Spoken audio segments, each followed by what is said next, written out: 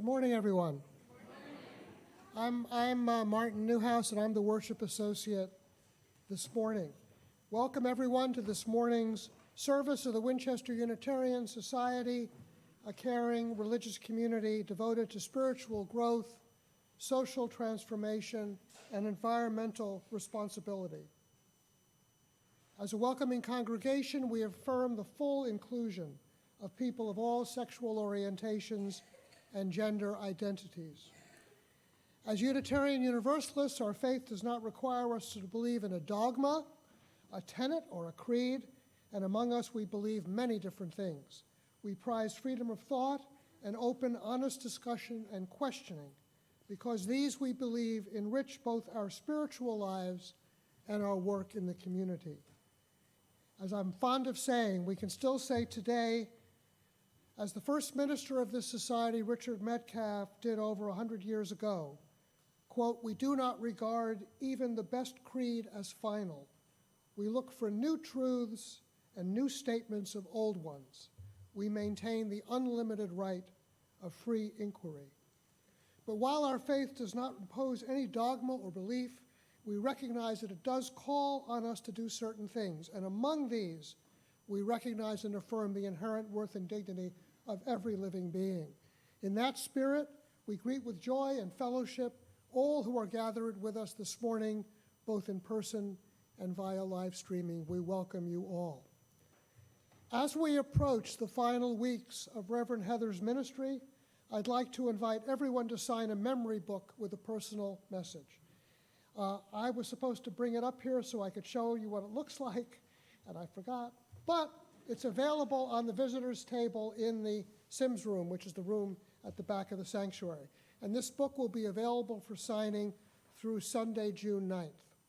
As some of you may have seen in recent messages, including highlights, there are other ways to share your thoughts and best wishes, and we hope everyone participates in all of them. Our summer services, which I am coordinating along with Liz Lintz, will begin this year on Sunday, June 16th.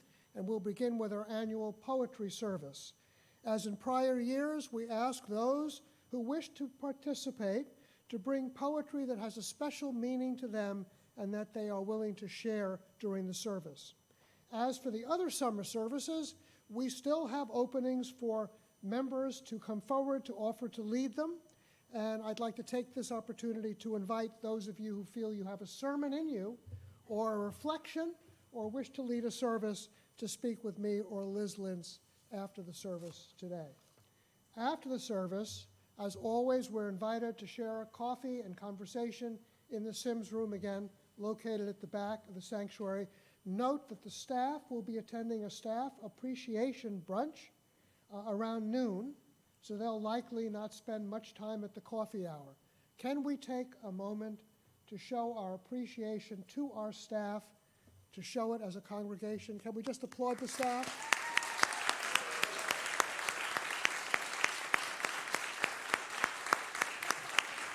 Thank you.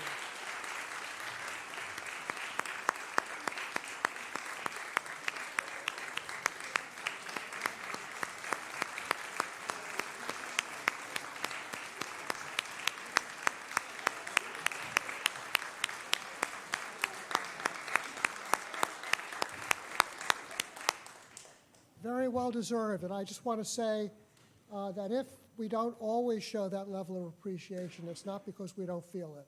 It's because we're distracted, as I often am. Okay, those who are at coffee hour will have a chance to celebrate another fact, which is that we have members here with birthdays in May.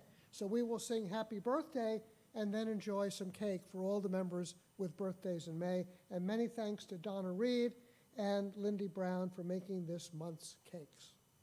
Now, please let us open our hearts and minds to the spirit of worship.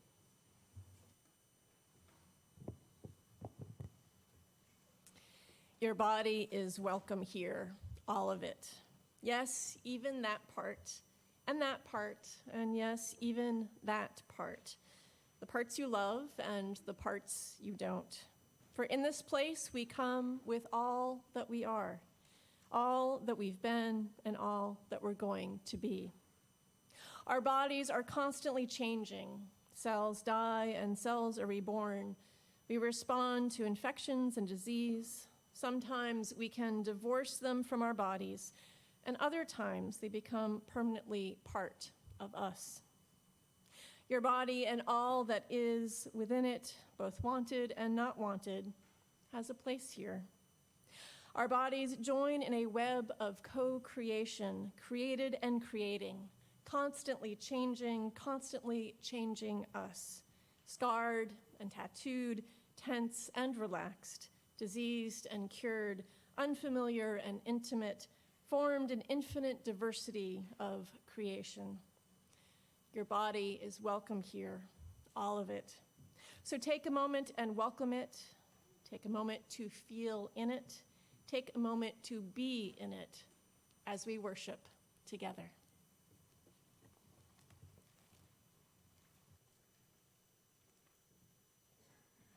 I now invite Theo Kent to come forward to light our chalice.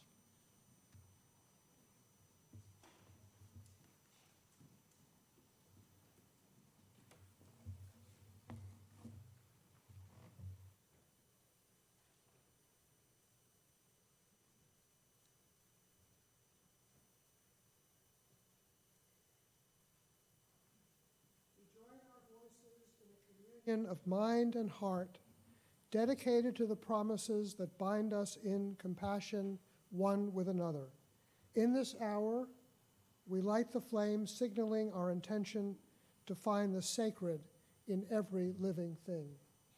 Now please rise in body, rise in spirit, to join in singing hymn number 1007 in the Teal hymnal, There's a River Flowing in My Soul.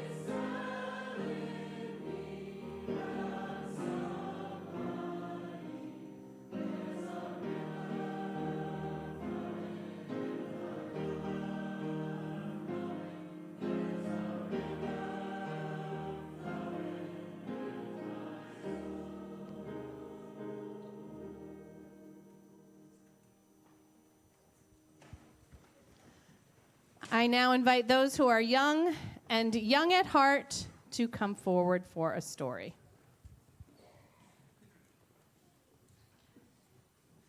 Good morning, everybody. I see Alice is wearing a box, which is really, really great because we're actually going to have a box as part of our reflection. Not her box, but a box. Okay. So who here likes fairness and justice? Raise your hands if you like fairness and justice. Excellent. Who likes things to be equal? Excellent. Okay, so most people think fairness and equality are the same thing. So I'd like to talk with you for a minute about what equality or things being equal means. You may have noticed the cardboard box over there that I just mentioned. I have placed something inside this box, and I need to ask Theo and Maeve to come up and try to peek in that box. Go ahead. Can you go over there, Maeve? Remember we did this earlier? Can you see inside? No. Okay, so what if we get some stools? Hold on. Rebecca's going to help. I came prepared. You did see me. All right, so if you get up on these stools, can you see inside this box? Theo, can you see inside? Yeah? How about you, Maeve? Oh, it's much harder for Maeve. Oh, you can't tip the box. That's not fair. All right, so come on, sit down. I just did that to show you all that even though those stools are exactly the same, who did they help more? Which person had more help from that stool? Alice. Theo is the one who could see inside the box once he was given the stool. Maeve still had a lot of trouble seeing inside that box, didn't she? So Theo, what did you see inside that box? Another box. Rebecca, could you give me that other box? Rebecca could see inside without any trouble. Okay, so I'm going to open this box because there's something inside this box as well. So what I would like you to do is, if you are wearing a white shirt, I would like you to close your eyes. And I want you to keep them closed until I tell you to open them. Okay, now I'm going to open this box, but everyone with the white shirts, you have to keep your eyes closed, okay? All the way closed, no peeking, all right? Is everybody out there got your eyes closed? All right. So I'm going to open it. All right. Now, those of you who don't have white shirts on, I don't want you to say anything until I tell you to, okay? So I have a box in my hand. It's another box inside this box. And sit down, please. Thank you. And in this box, I have something, and I'm going to hold it up. And if you have a white shirt on, keep your eyes closed. All right? And nobody else says anything. Okay, so white shirts. What? Keep your eyes closed and tell me, what am I holding? You don't know? Oh, you can't see it. Right. Okay, so I'm going to describe it to you and tell me if you can figure it out. It is a three-dimensional cardboard structure. It has a blue color on it, and it has a picture of a pink strip that maybe looks a little sticky, and it has a white square in the middle of it. Can anybody with the white shirts guess what that might be? Maddie, what do you think it is? It's a box. What's it a box of? Anybody know? All right, if you don't have a white shirt on, what is this a box of? Ira. A box of Band-Aids, exactly. Okay, white shirts, you can open your eyes. See, this is what was inside the littler box. It's a box of Band-Aids. Okay, so you may be wondering why there's a box of Band-Aids. Okay, so, all right. So it was easy for Theo to see inside that box once he got that stool, right? It still was really difficult for Maeve. And the people with the white shirts really couldn't understand what the object was I had in my hand, but the people who had their eyes open could see it, right? It was much easier for them. So this box of Band-Aids is an important reminder. Say I were a doctor and I see lots of patients at the hospital where I work. Every time a patient comes to me, I give each of them their very own Band-Aid because I'm very nice and I'm very interested in being equal, okay? It's very equal, everyone gets their own Band-Aid. So how helpful do you think that would be to my patients? Pretty helpful, yeah. Well, if a patient has a small cut on their hand, yes, Ira. Might be helpful for some. Yeah, some people might have a disease instead of a cut, right? So because a patient has a small cut on their hand, that'd be perfect for them. Oh, you need a Band-Aid. Let me give you this Band-Aid, right? But if someone has a tummy ache, does a Band-Aid help you with a tummy ache? No. How about a sore throat? Can you put a Band-Aid on a sore throat? That would not be good. That would not be good at all. Yeah. So it's not nearly as helpful, right? So because giving everyone the same is equal, but giving each what they need is fairness or equity. So when you're in your RE classes, I'm going to ask the teachers to help pass around Band-Aids from this box to each of you. You can stick one on your hand right away, even if you don't have a cut. I've given you permission. Parents, they have permission. All right? And I want this to stay on your hand to remind you of what we talked about today and what you can do in the world to make things not just equal, but fair and just for everyone, depending on what each of us needs. I now invite the grown-ups to sing us to religious education. The words are in your order of service. Oh, no.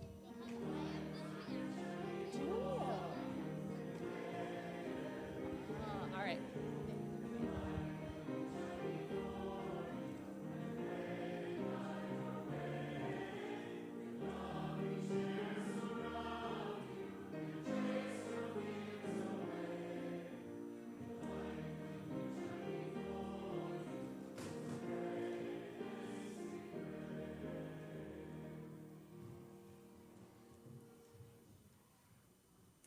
We now come to the centering time of our service, quieting our hearts and minds, first through words and then ritual, kindling the light, a time to light a candle of personal joy or sorrow or concern, either here at the candle table or at home.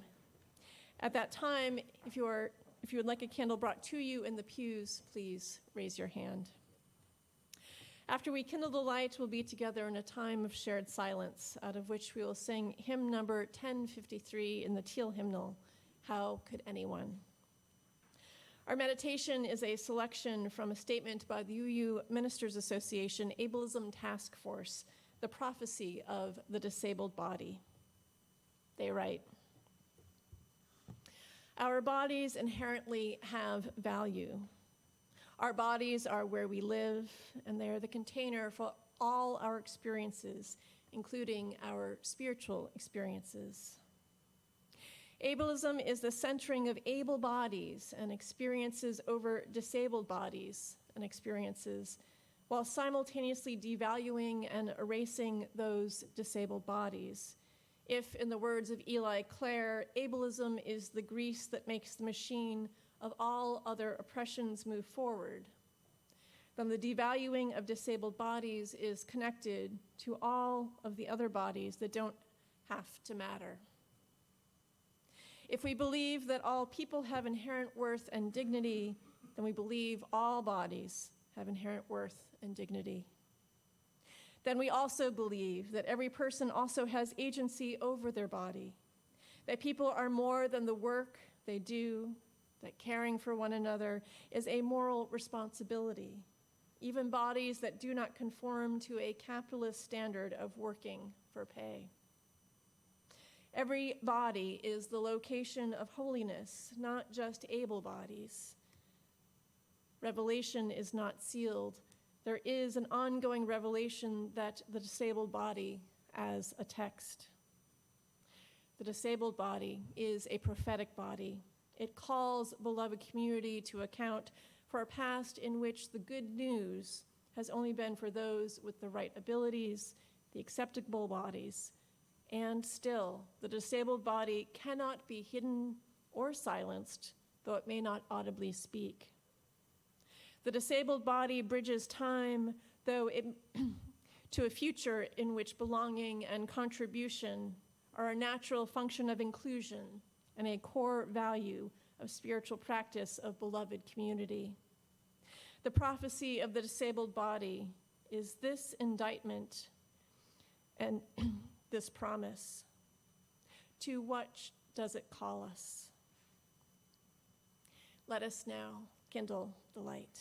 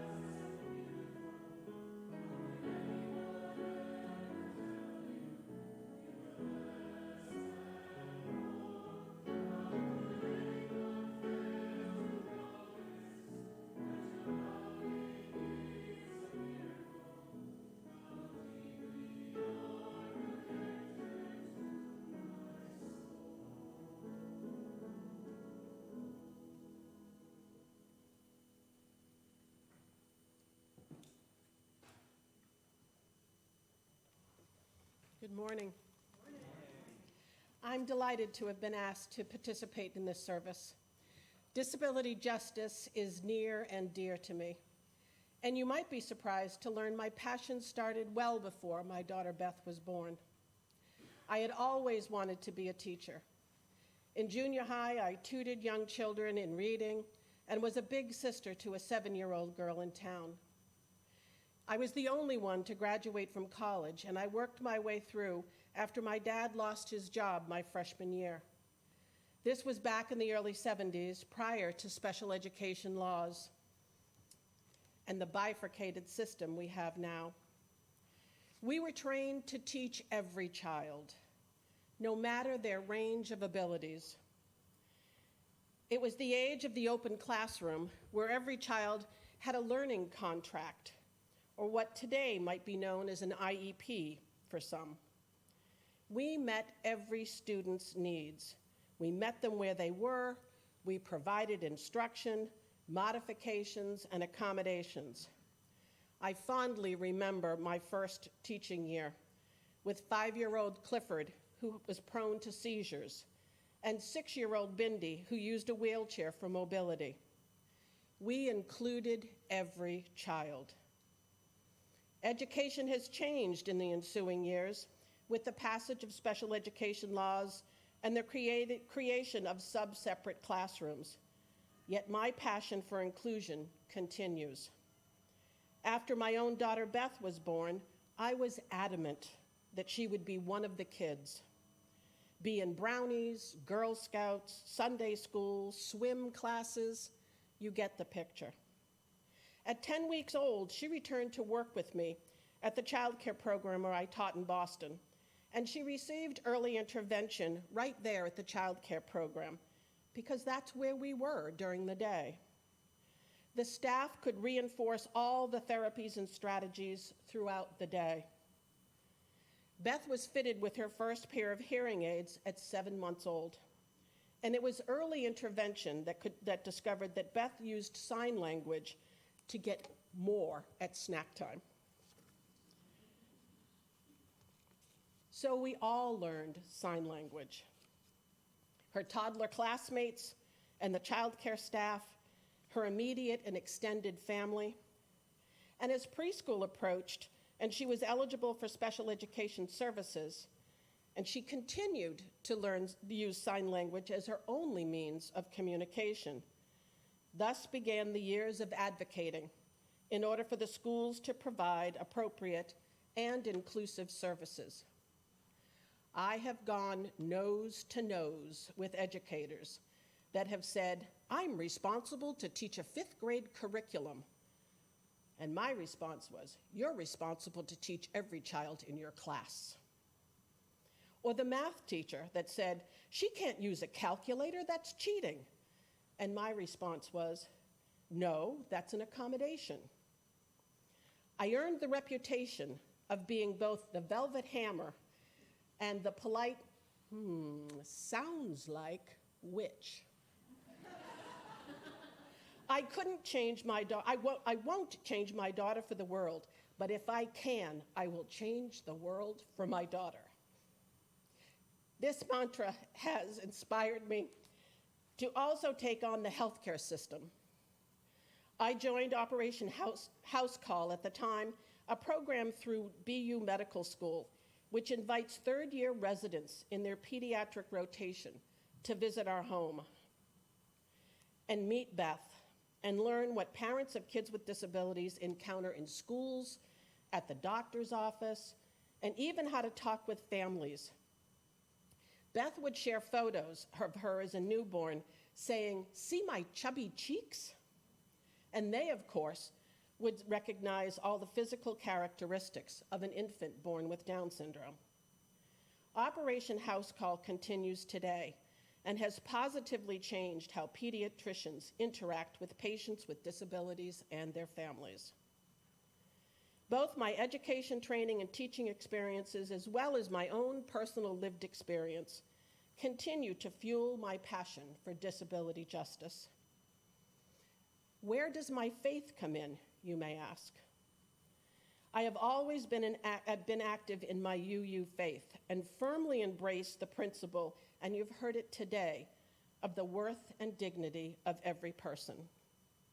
When I attended my first General Assembly in Salt Lake City in 1999, I was amazed to learn that our larger faith also embraces inclusion and provides assistance to those with varying abilities to attend and fully participate in GA.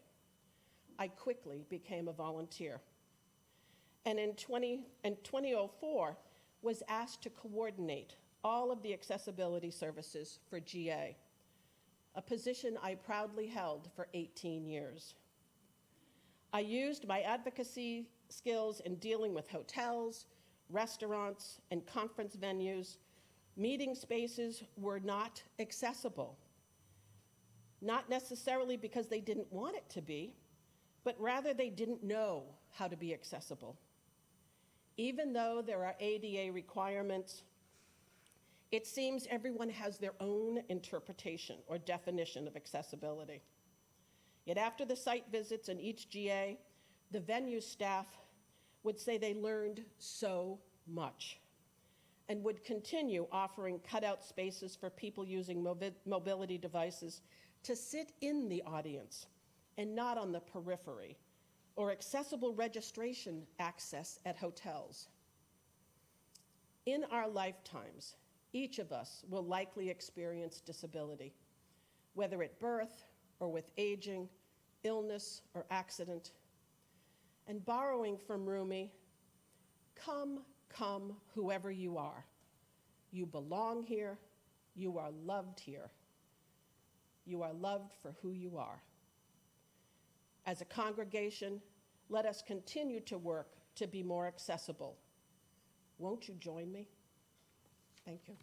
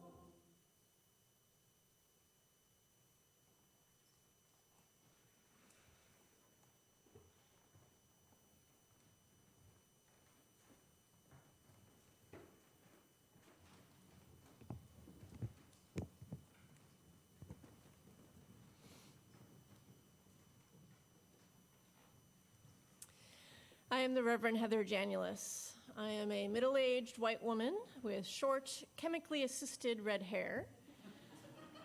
I'm wearing a black clergy robe with a central velvet panel and a stole, which is a patchwork design made with brightly colored fabric. This is a relatively new practice, offering a physical description at the beginning of an address. A couple of weeks ago, I was, as part of a new part-time role with the Unitarian Universalist Association, I attended worship with First Parish in Waltham. As each person spoke for the first time in the service, they shared what pronouns they use, they acknowledged the previous indigenous stewards of the land upon which we gathered, and they offered a description of their physical appearance.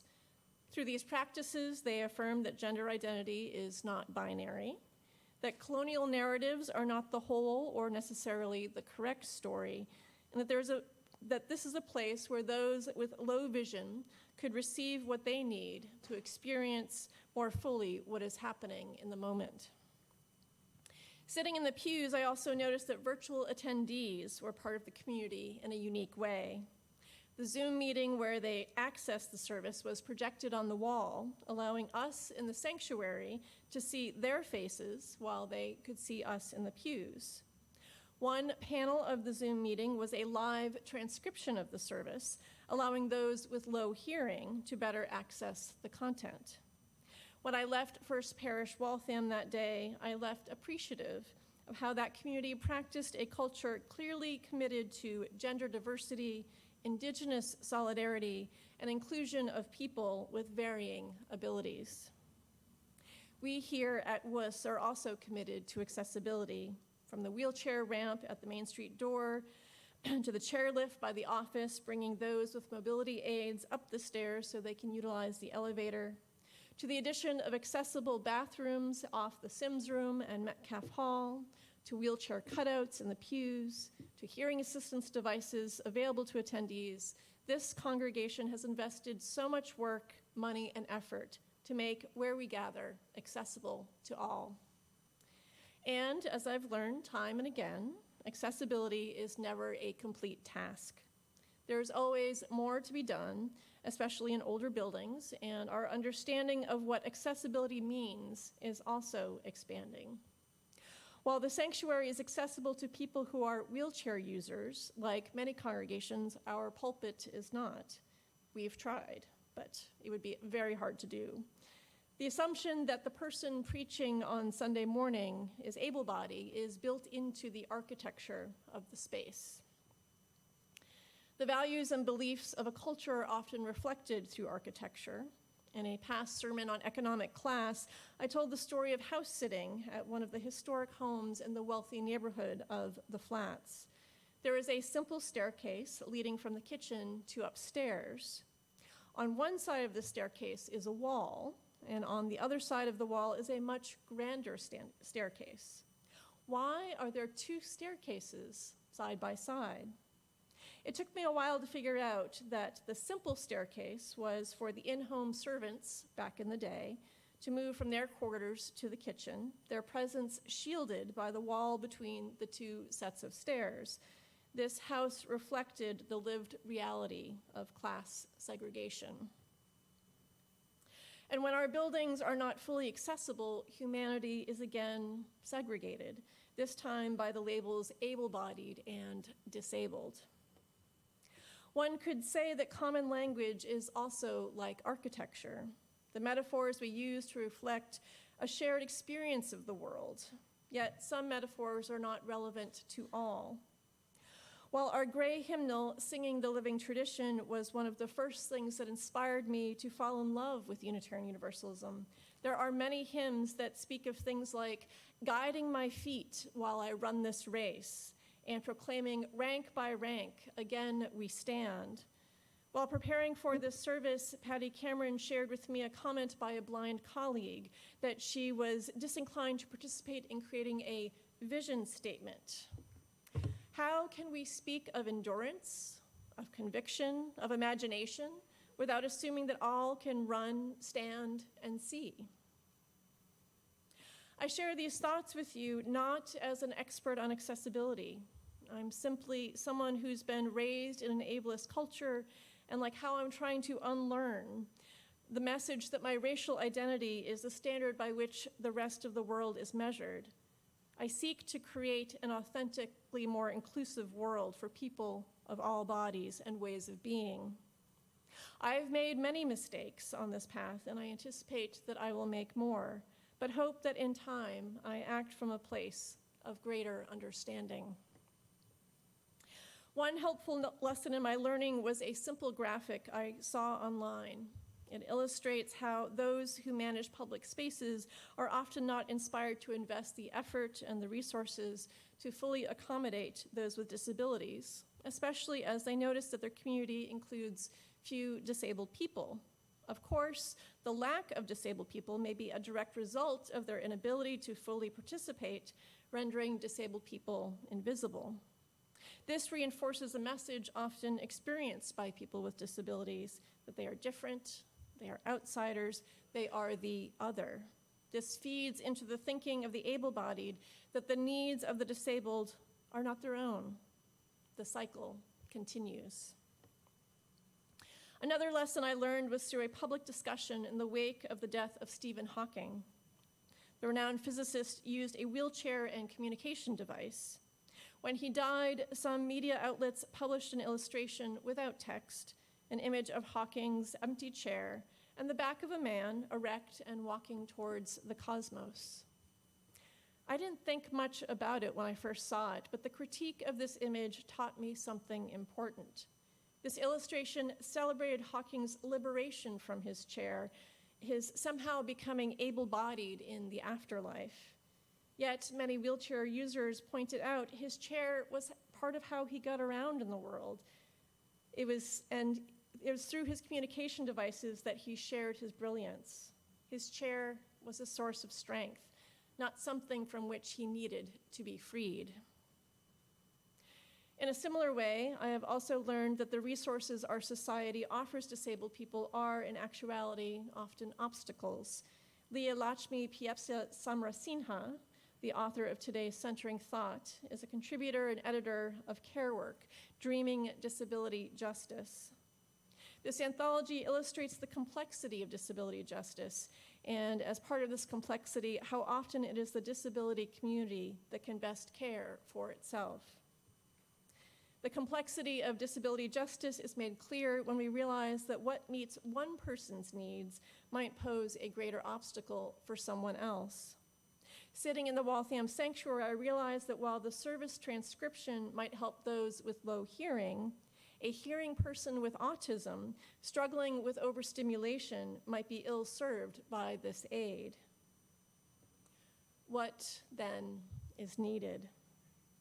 I believe disability justice begins with challenging a framework of able-bodied and disabled. Like gender, ability is not binary, nor should it be something to divide us. Instead, it could bring us closer together. My clergy study group focused on disability justice last fall. Part of our time together was sharing a piece of art about our relationship with our bodies, our abilities, and our disabilities.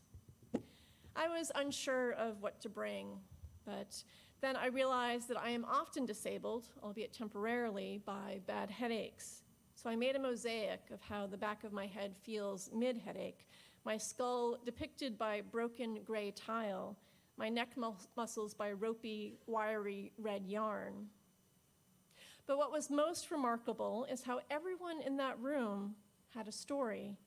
From my former lawyer colleague, a graduate of Harvard Divinity School who struggled all his life with learning challenges, to another colleague with a potentially terminal lung condition that was, to the rest of us, invisible, to the retired colleague speaking of losing hearing, sight, mobility, and memory throughout the natural course of time.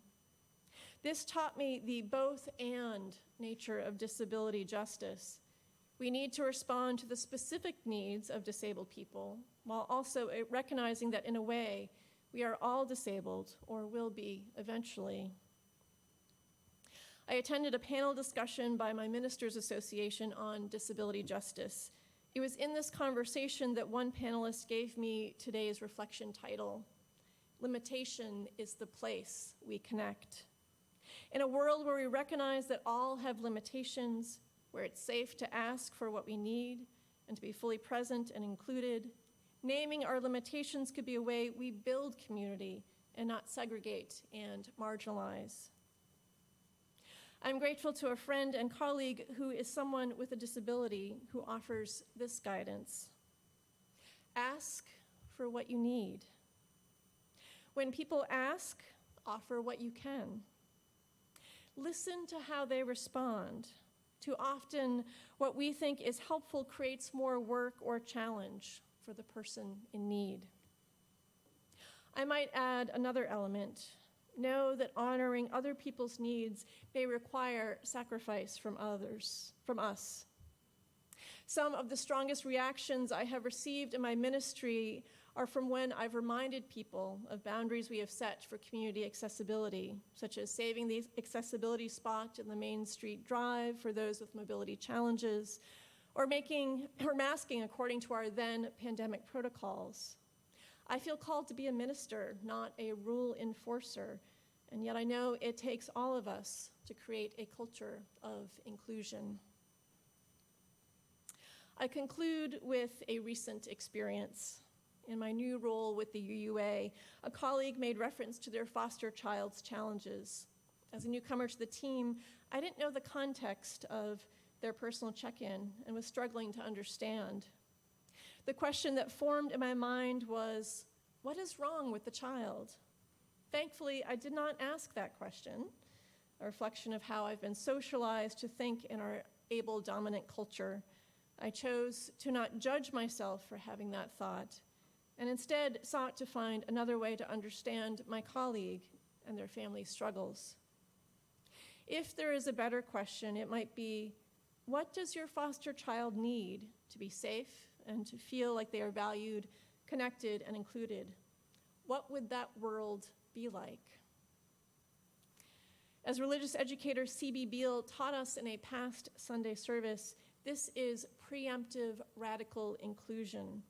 For disabled people are here, mentally ill people are here, neurodivergent people are here, gender nonconforming people are here, people of all economic backgrounds are here. What do people need to be safe and to feel like they're valued, connected, and included? All of you with bodies, how do you answer this question?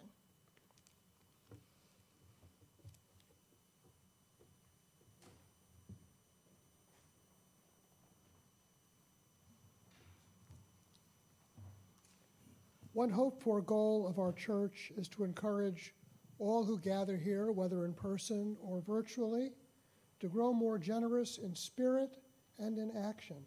And indeed, this is the great end of all the world's faith traditions, to bring we human beings closer to the divine by acts of creation, generosity, and compassion.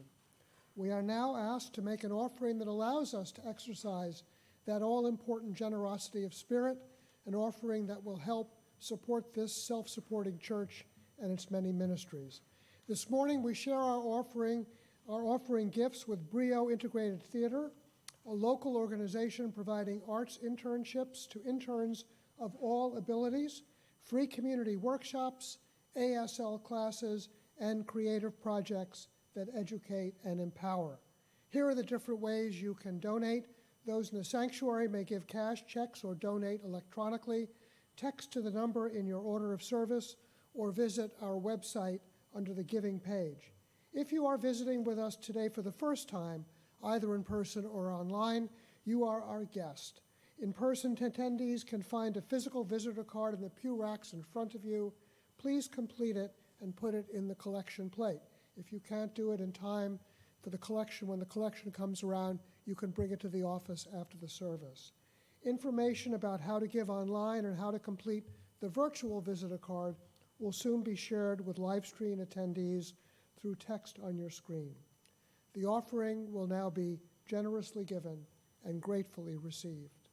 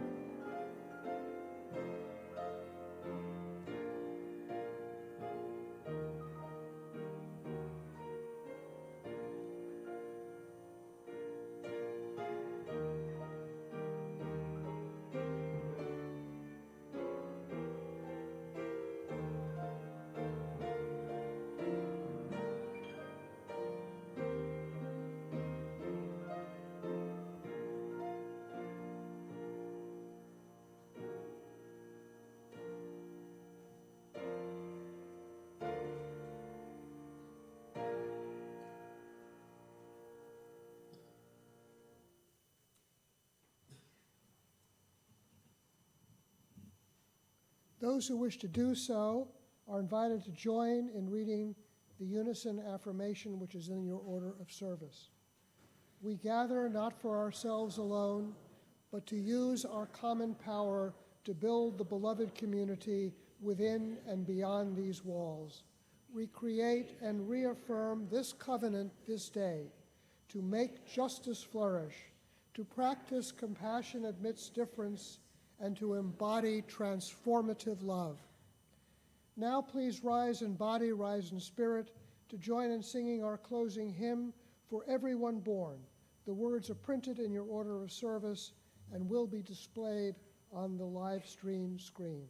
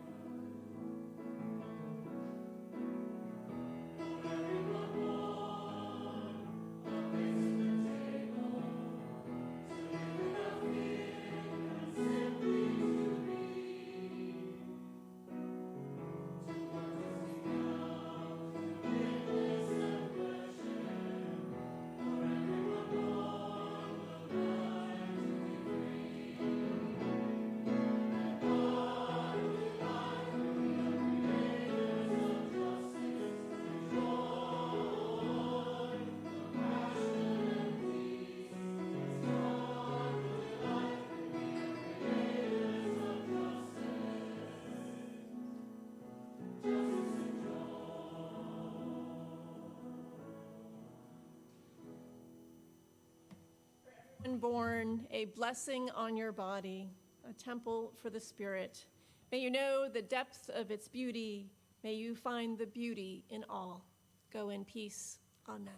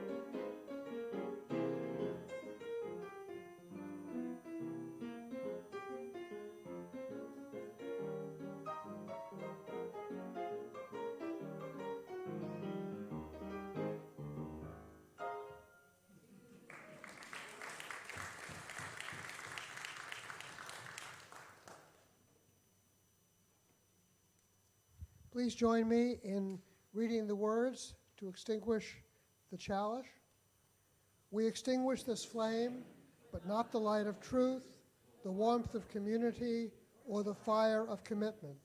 These we carry in our hearts until we are together again. This service has ended, but our life of service continues. Let us continue the conversation in the Sims room at the back of the sanctuary, and also prepare to enjoy some cake after we sing our May birthdays a happy birthday.